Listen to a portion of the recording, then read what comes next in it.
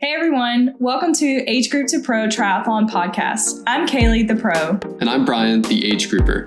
Our mission is to help people go from confused to confident in their first few triathlons. So let's get started on today's podcast. So good morning, everyone, evening, whatever time you might be listening into this podcast.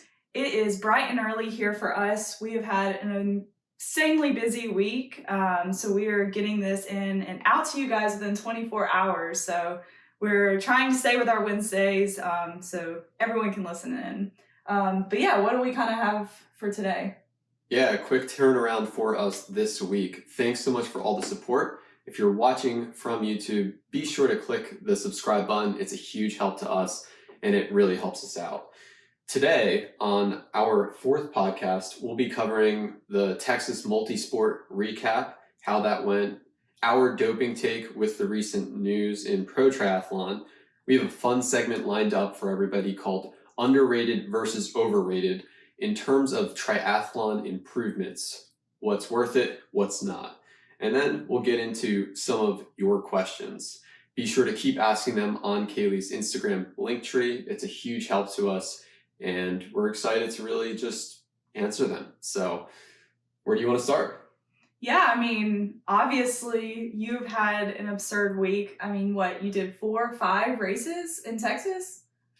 Yeah, so the Texas Multisport Festival is really an age group draft legal nationals championship. You can qualify for world championships out there and race, and I believe they do the world championships in different spots, but like Hamburg internationally. So it is a week full of fun and intense racing. I mean, it's a little bit of everything, right? I know we went over a little last week of the different events that you were planning on doing. So, I mean, after doing them, what were some of your favorites? Yeah, it starts with an open water swim, then a super sprint, which is really short, and then the draft legal sprint triathlon was Friday. That was absolutely my favorite. It's the most fun because you're pushing yourself to the limit. Staying on people's feet is really important, and then getting out on the bike and riding in a pack is super important. And then it's very interesting to see what your body does or doesn't have left for the run. So I would say that the draft legal format for the sprint was absolutely the most fun version of a triathlon I've ever done. Have you ever done have you raced in a draft event before, or was this your first one? I've raced in Claremont, which was another form of draft event. This was bigger. And so, yeah, I mean, this was definitely the most purest version of it. So would you say that your bike handling was up to par to be able to jump in from more of the non-draft legal style racing into this? Or do you think that you would have liked more practice, more time? Like, how do you think that translated? The bike handling was a non-issue. I mean, we have a really good bike community here in Athens, and I do a lot of draft legal riding here. So definitely get experienced in pack riding if you've never explored that before. The biggest thing is the swim.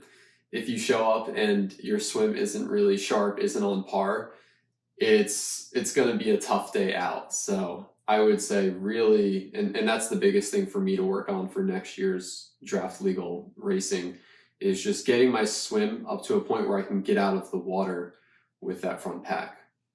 Yeah, I mean, I have never personally done any type of draft legal racing and probably won't. I don't have any plans to really do it, but I think that it's pretty cool to probably change it up, especially as an age grouper when you have the opportunity to kind of jump around in different events. So yeah, I mean, I think for age groupers out there listening, it feels a lot more like racing versus time trialing. Every 70.3 that I've done feels like you're working to hold the numbers that you set up for yourself in training, but there's not really that racing element. Whereas in the sprint distance and the super sprint distance, the numbers don't matter nearly as much as just engaging with the people around you and truly racing them. So I would recommend for everybody to get out there and try it, especially if you're age group racing. I know Ironman sounds cool, but I had a lot more fun racing in triathlon than time trialing. Yeah, I think it's like a really cool idea, as well as we mentioned last week, could be a potential way to change up your training, mix things up, and even like put it in as like a B-list race for you. I know for you this was a big one, but if you find local events, it could be fun just to kind of to mix it up. Yeah, and it was also sharpening for St. Anthony's, which we have coming up this weekend. So oh yeah, we do have a race. That's your next professional race. There's a prize purse. There's some really big names. Paula Finley won it last year. She'll be racing again. Haley Chura, Grace Alexander, some of the really great swimmers swimming through a bay swim, which it's basically an ocean swim. It's really choppy. What are some quick tips or advice that you would give to people who are looking to race either St. Anthony's this weekend or in the future? What were some of your takeaways from the past? Yeah, so on that, this was actually my second triathlon I ever did last year. So this is the first repeat triathlon I've done, so I can kind of gauge a little bit of increase in performance over the year. I know every day is different, so there is that, but I'm not the best to give advice on swimming, but I think that it was really important getting out there the day before and just getting a taste of the salt water. A literal taste. Yeah, a literal taste, because you definitely feel dehydrated more in the salt water. The waves can mess up your breathing a little bit more.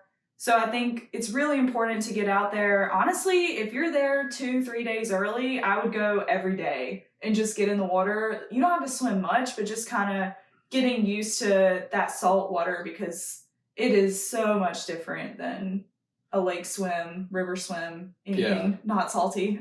We aren't the people to give good swim advice, but for those people who are adult learners like us, we have some insights there. So, your center of gravity does change in the saltwater slightly. So finding that balance point, really just learning to time your catch based on when the waves are breaking is really important. And then also just thinking about which way you breathe, because if the waves are crashing toward shore, then breathing toward shore, breathing to the right based on St. Anthony's, because you're swimming left to right, is an advantage. And Kaylee breathes to the left. And that was actually the first time it has ever really kicked me in the butt that I am a dominant swimmer to one side, breathing to one side, and I don't really use the opposite side, which looking back, I regret not doing from the beginning. I should have been bilateral breathing from the start, but here we are. And I got out there, started swimming, and the waves just kept slapping me in the face on the side that I was breathing. So oftentimes I would have to go to my bad side, which I would drop my hips, my form would fall apart, or I just didn't feel comfortable in the water doing that. So I can't say I've necessarily improved on that this year. I have tried to incorporate more with the pool buoys, but we're gonna see. I considered quitting triathlon during this swim last year. So I'm hoping I at least get out of the water feeling more confident and still happy to be doing the sports this year. So it's a character building swim. And if you're a great swimmer, if you have experience in ocean swimming, it's a great race to do. And if it's not, it's character building. Yeah, but I mean, we're back again. So that tells you how great of a race it is. So it's a historic race. It's been going, I think this is the 40th year anniversary. Yeah, it is. There's always a lot of good talent there. You can qualify for age group national, or at least we did last year. You can qualify. It's a nationals qualifying race. And as you come in from the swim, the waves will bounce off the seawall and the concrete. So it almost pushes you back out. So it's going to be a really tough finish to the swim. Yeah. And then a few other tips on the bike. There's a few speed bumps throughout the course. This knocks off a lot of age groupers' nutrition on the course. So if you're getting out of the water, just as you get toward those speed bumps, pay attention. That way, you don't fall off your bike while racing. But otherwise, it's an extremely fast bike course. Yeah, it's nice and flat. And it's an extremely fast run course. I think also on the bike there, at the very beginning, there's cobblestones, which a little bit, yeah. I know that as racing with age group especially, they were pretty wet with everyone getting on their bikes there. So I know some people would slip coming in or out. So just kind of, expect to go slow when you go out of transition, and also to slow down a good bit coming in, because you do not want to hit those going fast. Yeah, and these are tips for any triathlon, but for St. Anthony specifically, these are some things to really look out for. The run is fat. It's flat. It's not fat. It's flat. It's fast. And the way we've typically prepared, we have the heat of Georgia. We've also done a few sauna sessions leading into it. That way we are ready for the Florida heat. So sauning is a great way to prepare whenever you're going to a potentially hot race. That way, an hour and a half in, 2 hours in, your body's still able to regulate temperature and heat when you get onto that run. Yeah. So let's talk about the hardest topic just briefly. That way we have a take on it out there. Yeah, I mean, it's hot, fresh off the press, so. Yeah, so a lot of you may have heard Colin Chartier was banned for doping. So that is taking EPO, enhancing your performance in an illegal, banned way. We're not going to give any sort of technical advice on it. We don't know the last thing about doping. I would say the biggest thing I'll say to anyone out there thinking about it, learning about it, is it's just not worth the health risk. I mean, coming from an age grouper, you can absolutely have a stroke and it thickens your blood. And if you don't know what you're doing, the health risk of it truly outweighs any sort of marginal performance gain that you can get out of it. Yeah, I mean, we thought it would be kind of interesting or at least I did, to kind of see what you think of it as an athlete, as an age group athlete in particular, of, seeing a professional, especially someone who we watched him win US Open last year. I mean, it was a crazy race, like him running down to get that spot. So I think, I don't know, like seeing someone in that kind of spotlight, but from an age group perspective, like how does that make you feel as an athlete? I would say it doesn't make me feel any certain way. Of course, I'm disappointed in the action. I'm disappointed in the athlete of Colin for making that decision. But it's not like Colin was somebody who started the sport last year and started taking EPO, and there's no magic bullet like training and time that can make you good at the sport. It's not like I could take EPO and have good swim form all of a sudden. It just makes recovery easier. It helps at that top 1%. So I think there's a lot of people reading through the comments of Instagram and things like that. Everybody's so up in arms and concerned, like maybe my competitors are taking EPO. And it's like, that's not what sport is about. Sport is really a personal journey. I didn't go out to beat everybody at all circumstances in Texas. I went out to test myself to see the progress I've made since previous years, and hope to keep making that sport and compete against people that are also fairly doing it. So there's plenty of people out there who have competed and won big titles unfairly. The karma itself is they have to live with that pit in their stomach the rest of their lives. And that's enough. So I think it's not right what Colin did, but clearing the slate and exiting triathlon is what we can expect and ask of him. And I think, like you've said, it's not worth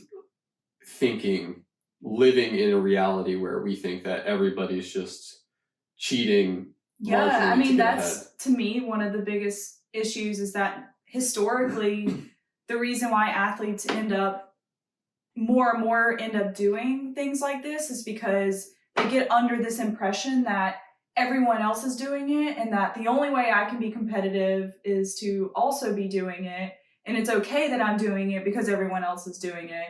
And I just hope that something like this wouldn't be like the nudge off of the slippery slope of, hey, maybe I need to be doing this because everyone else is, because I mean, that's historically how it was. I mean, I know with Lance, it was, everyone in the tour is doing it.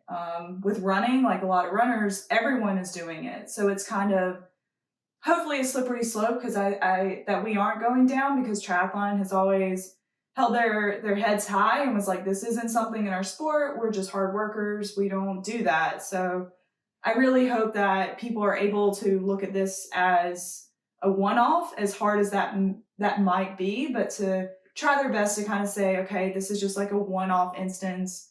You know, he claims that this isn't he started it before any win. So, you know, hopefully that means those performances were clean. And, you know, I think just taking it as we can, and as everyone else just kind of making sure to play their part of staying clean. And yeah, and our call to action would be stay connected to your why.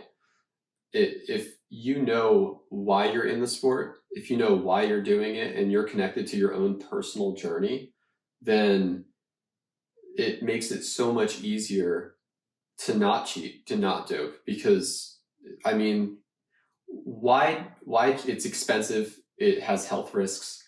Why cheat to get ahead in something that doesn't have a financial gain? Do you really want bragging rights in the triathlon community? And, you know, the people who are primed out there suspected that Colin was doping all along. They knew something wasn't right. Josh Amberger said he knew something wasn't right. It felt like he was racing the Ironman and Chartier was racing the sprint at Mont Tremblant. So just know that if you're connected to why you're doing it for the right reasons, enjoying the journey in the first place, then it should keep pros and age groupers alike from going to that darker place of cheating and stealing from other pros and other age groupers who work so hard for the win. Yeah, I mean, it's definitely important to kind of enjoy it. I know for me, I am stepping up into the pro field knowing that, or at least not expecting some miracle performances to happen this year, and maybe not even next year. I know that I have to build up and keep working for years to come. I know, you know, you have some all-stars like Matthew Marquette. I'm not sure how to say the last name very well, but, you know, his pro debut at Texas Ironman, he got third. So, you know, yeah, there are some ways that people just like kind of come from nowhere and are really great, but... And we're not accusing him of... Oh, no. What Kaylee's describing is what's under the tip of the iceberg. Yeah. What's underwater. Kaylee has a 10-year running background. And he was an Olympic trials guy for swimming, so... Right. And he biked across America, so it's always tough when you see these all-stars, but you also have to look under the surface of the glacier to say, well, he's been biking his entire life. He swam for Princeton University, so he had a lot of the ingredients to succeed. So we don't want our minds to always go toward how did they cheat to get ahead. It's just... Yeah, the hard work. The sport. Just knowing the hard years. work and seeing like, or even just expecting it's going to take years to come. Mm-hmm. Like it's not something that's going to be quick, and just enjoying it, because, you know, I am going into St. Anthony's with the mentality of I want to win this, but I also know that the reality of it is that if I get, you know, top 10, not top 10, like it's still another learning experience and another opportunity just to like get better. So yeah, it's a journey. You always know at the end of a race if you had your best performance, if you got everything out of your body that you could have. And that's a satisfying feeling. Yeah. And even if you don't... Even if you're last. Or even if you don't get everything out, like you now know where you went wrong and where to work for the next one. So. Yeah. So that's our hot take. It's nothing too serious, but let's get into our next section, new section called Underrated versus Overrated. We'll have some rapid fire questions to Kaylee in terms of triathlon upgrades. If she thinks they are underrated, as in people should take advantage of them, or they're overrated and they don't help as much as you think. So we'll start in the swim. First, what do you think of a swim skin, underrated or overrated? I think a swim skin is going to be overrated. And this is different than a wetsuit, which I would say probably is not underrated, but always use a wetsuit or a We'll get to wetsuit. So swim skin. Swim skin, overrated. Agreed. A wetsuit for triathlon. Underrated. Important. It's important. Vital. I was going to say, people, if you're an age grouper, you know, like, we're going to be sticking that temperature in. Last moment is as much as you can to make sure we can put a wetsuit on. Yeah, it's like, can be up to 8 seconds per 100 faster too. The neoprene's very fast. Worth it. Definitely worth it. All right, so cycling. Upgrading a TT bike from a road bike, underrated or overrated? I think underrated. I mean, it's an expensive investment, but man, you get so much more speed. So much more speed. Yeah, I race a brand new Trek Madone road bike and I clip on the aero bars and Kaylee can absolutely smoke me on her TT bike. It's like hanging on for dear life. TT bikes are just faster in most instances than road bikes. What about gravel to road bike, underrated or overrated? Oh, this is a hard one because I don't have experience really with it. I think overrated. I think if you're doing some gravel and you're like, do I need a pure road bike for racing? Then yeah, you can get away with the gravel bike and just swap tires. So you think I think it's also overrated. Overrated. Yeah, you don't need to upgrade your gravel to a road bike, at least right away. Which brings me to the next point would be aero bar clip-ons, overrated or underrated? I think this is clip-ons for a road bike. Yeah. So I would say that I think they're overrated. Overrated. You don't think they're necessary? I think, okay, for what distance? Like, if you're going to be going half Any iron distance. up, I don't even think they're that for an Olympic. I don't know.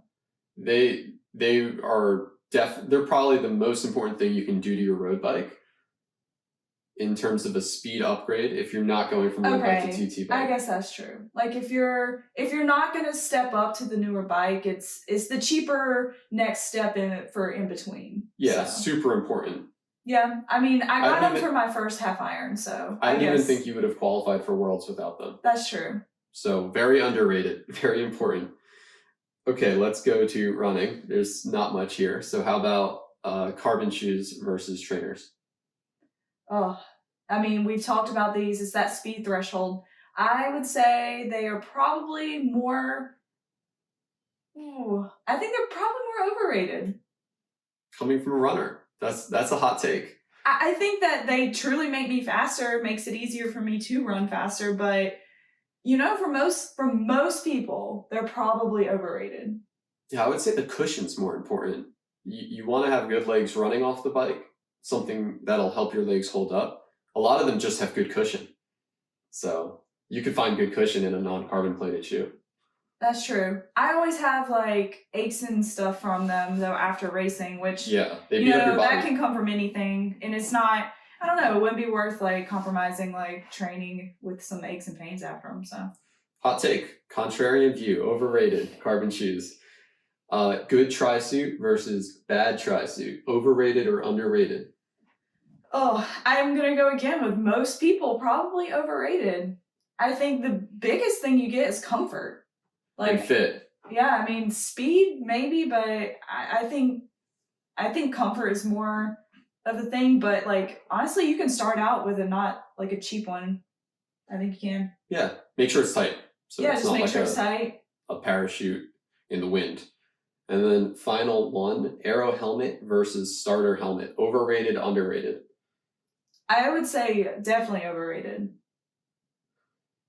I mean, if you're just trying to finish, maybe, yeah. Yeah, I mean, they're not that comfortable. They don't always fit people right. Like everybody has a different one that fits their style, riding, their head. So yeah, I don't think that it's a worthy upgrade for a while.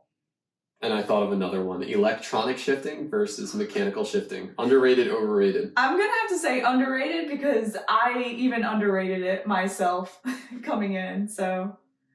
Yeah, as in you really like it now that you have Oh my gosh, like I think I had mechanical shifting for a really long time, and I raced with mechanical shifting for like my first few triathlons, but then upgraded to the TT bike, made the extra investment into the electronics, and I could absolutely never go back now. So yeah, fair enough. We'll end it there. So that's our underrated versus overrated segment. If we said underrated, it means it's worth it. If we said it's overrated, it means it's not worth it. So let's get into some quick questions for this week. We have some really good ones.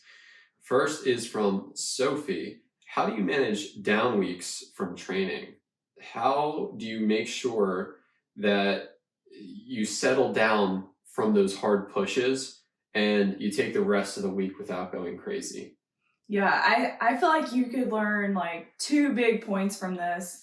One, if you're going a little stir crazy in your down week, maybe you could be doing a little more on your up weeks, because I know that the Sunday on my last up week, I'm just like waiting for that down week to come along. Like I take every day and just am like basking in the sun of not having to do so many hours of training and working my body out to like its limits. So I think that maybe you could be adding a little more intensity or like a little extra volume to volume days if you're getting stir crazy by the end of a rest week.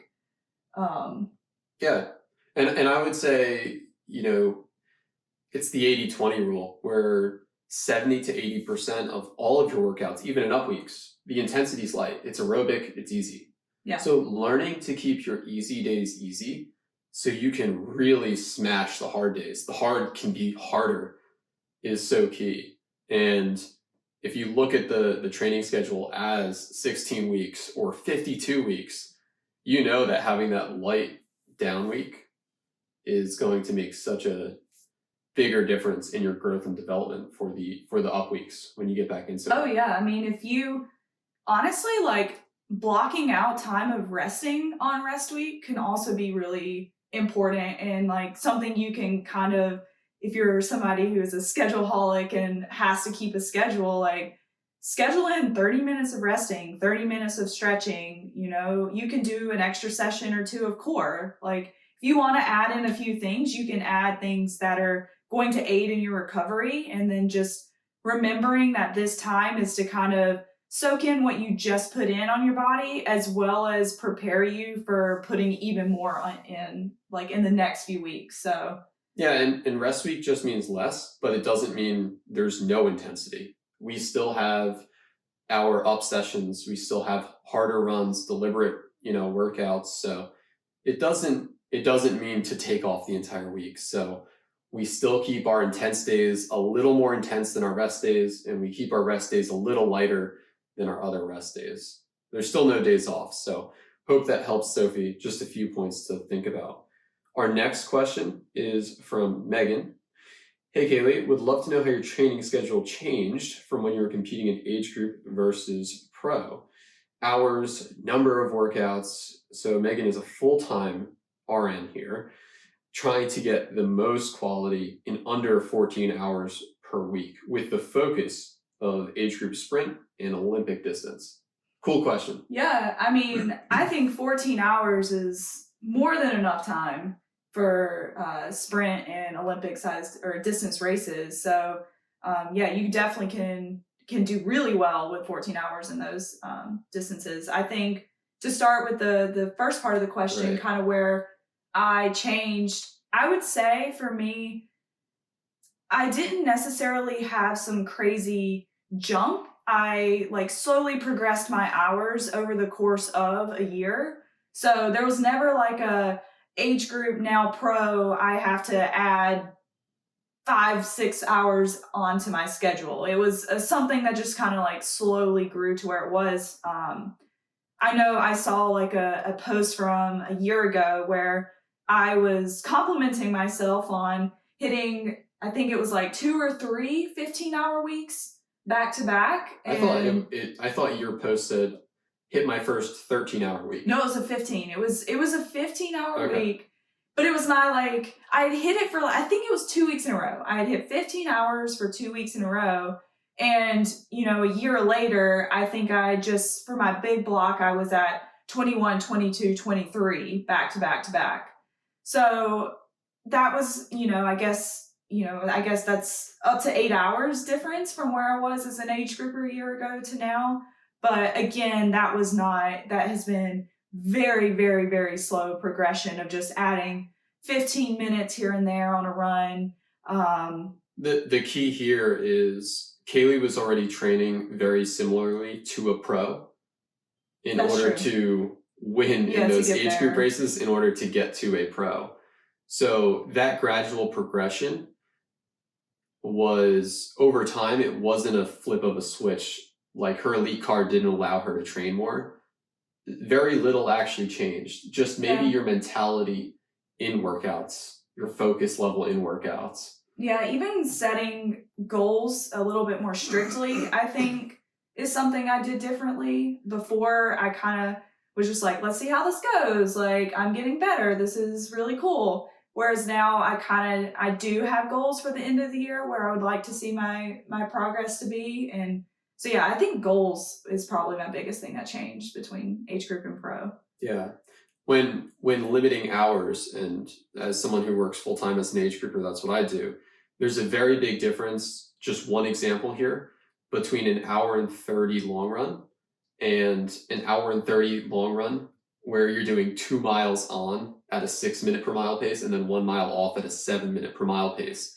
So it's the same amount of time in that 14-hour schedule, but the intensity will gain more adaptations in your up weeks, Megan. So yeah, I think that's a really good idea that I didn't ever think about. Like, I used to do long runs as a time thing and just going out and doing it. Now we do kind of incorporate longer workouts into it. Like you said, 2 miles on, 1 mile off. Every now and then we'll do like a 6 mile tempo, take 2 miles off, and then do 1 mile really hard. So I think that incorporating a little more tempo work into long runs can help maximize that time. Or threshold. Yeah. So not just tempo, yeah. But yeah, I mean, you're getting a little bit of speed work as well as getting that endurance base building. So yeah. Based on your goals, having 14 hours is phenomenal. It's really, how are you recovering? Is the balance of intensity correct? And are you consistently doing it week in and week out? And I think you'll hit your goals, Megan, on that. So yeah, and one last point that was a good one is, if 14 hours is maxing you out where you have no time to recover, then maybe even just taking off an hour or two to give yourself a little more recovery time can also really help with progression. So beating yourself into the ground isn't always the best either. So yeah, definitely. You always want to have one more bullet in the chamber, one little extra push. If you're on that edge looking over and you cross over, then yeah, you're gonna overtrain and it's gonna just compound that fatigue. So we have one final question for the day from Mackenzie. Mackenzie is a cross-country athlete in college. That sounds familiar. And she's wondering how you transition from running to triathlon. She's about to graduate and she wants to start training for triathlon while in graduate school. Everything I see online is for for complete beginners, but I'm used to having a high training load and I know how to bike and swim. Yeah, I mean, this is actually a question that I get a lot, and I am definitely biased towards those who came from a running background. So I think it's awesome that you have a bike and swim experience prior, because I did not. I had only ridden a bike as a very small child and had never really swam before. So, you're already off to a really, really great start with that. And I think that one of the biggest tips that I would have, seeing you having somewhat of a background in the other two, is that do not overtrain your running. Because I know before I had a coach going into it, I was leaning on running a lot more, and I was still keeping my volume really high and honestly compromising some of my other workouts for running, because, that's my comfort. That's what made me happy. That was kind of that was just comfortable to me. So I think first, making sure one great tip would be, if you have a hard bike workout and a hard run workout, as well as long bikes with long runs, always choose to do your bike first. Like, I do my long bike on Saturday, and then I do my long run on Sunday. And the same thing with hard workouts. I do my hard bike workout on Tuesday, my hard track session on Wednesday. So with that, I'm not compromising my bike for my run. Like, I'm always making sure that, I go really hard, smash my legs on the bike, and then kind of give what I have the next day on my run, knowing that I kind of already have that in my back pocket. So I think that would be one really good tip, as well as, I'm only doing 35 to maybe 45 miles a week of running. So as a runner, you may be used to 60, 70 mile weeks coming from a collegiate background. So I think, taking that time and putting it towards the other sports is definitely important to be able to like really grow as a triathlete. Yeah. And another thing, so when I was just running, I was 12 pounds lighter than I am in triathlon. We incorporated a really important strength routine into our week to also build that strength aspect. Was that something that changed going from just running into triathlon? Yeah, I guess, like, would you say more of the strength building side of it?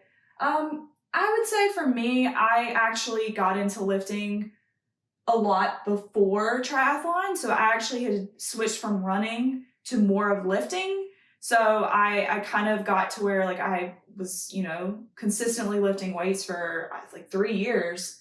So I think that having that in your routine is super important. And also, actually squatting, putting in the leg press, and like putting weight on your legs can, I think, if anything, expedite your process on the bike. That would be it. Because, and injury prevention. Yeah, injury prevention. But I think as runners, we are used to doing kind of wimpy stabilizing type exercises, which that is great injury prevention, and you should still probably keep up with some of those. But now I am like a little more aggressive with my legs, and will feel sore from lifting. Whereas in college, I never felt sore after a lifting. So. And what about preparing for the extra hours that go into triathlon versus running? Any advice there for Mackenzie? I guess in what way? Like preparing? Well, at the most you were putting, if you put in 10 hours of running. Oh, I guess that, okay, yeah. So you can actually do so much more time when you're doing triathlon because, swimming is not putting any pressure on your legs and joints, and then biking is pretty minimal. So I think that you can really ramp up way more training than you ever did with just running. So I think that allocating those times and just knowing that, if you're ready to increase, make sure you're increasing those hours towards biking and swimming. And like I said, just like, honestly, you may have to back off of running for a little bit because I had to do it. It was not an easy switch. And when I first started working with that coach, I was like, I will not compromise my running time. Like, this is how much running I want to do. And I was kind of burning myself down because I was running way too much. And we ended up cutting like one run that I was doing every week and just like even taking time off of the run. So yeah, it was a big switch with running, but. And the final piece I heard was coach. So Mackenzie said, everything online is for complete beginners. We work with a coach who coaches elite level professional triathletes. So if you want to shortcut your way right into some advanced, complicated sessions, hire a coach or get a coach to at least build you a training plan, because that's not going to just be found online, and that can really help you balance it out. It sounds like you're a talented athlete like Kaylee, whereas I wasn't, but it's so easy to overtrain yourself when you go from one sport to three. Yeah, especially if you have had a schedule and are used to hard training. Yeah, and you're used to pushing yourself, because now you're pushing yourself in 3 sports. I was laying up in bed with heart palpitations, overtrained, my body was not responding. And it was a lot lower intensity for a lot of the workouts than I thought it would be. But in turn, that helped me up the hours and make the progress that I was looking for. Yeah. So, but I mean, you're at a really great start. As I tell every runner who reaches out to me that's interested in triathlon, like I think triathlon has been the greatest sport. And if you have a running background, it's 100% worth trying. Even if you have never swam a freestyle stroke in your life, like it's definitely worth like getting into and just trying. And if you have any background in the other two, then you're really set for success. And just be prepared to put in the work. And it may take a couple years, but I mean, you're young, so you have a lot to improve on. Yeah, it's a journey it's to sum up what Kaylee said, lowering the ego, upping the hours, maybe working with a coach. And then the thing I see from living with her is consistency is key. This won't happen in 3 weeks. This won't happen in 12 weeks. This won't happen in a year. The progress comes a bit slower because you're spreading yourself over 3 sports. So if you're consistent, you'll absolutely make the transition and have a love for learning, because we have learned 1,000 new things and it feels like we're just on the tip of the iceberg with learning and triathlon. Yeah, race day is a whole nother thing, going from running to setting up a transition, because you show up to a run race, lace up, you put some shoes on and you just go, and that's pretty much it. So that's right. Thanks everyone so much for your questions. Keep them coming. We're doing this weekly, as you can see, no matter what, no matter how late my flight is getting in. We'll talk about that another time maybe. Yeah. So let's wrap up. Yeah, so we will be back next week and have some race updates for everyone. So yeah, that's right. Thanks everybody. If you're at St. Anthony's, be sure to say hello. Yeah, catch you then.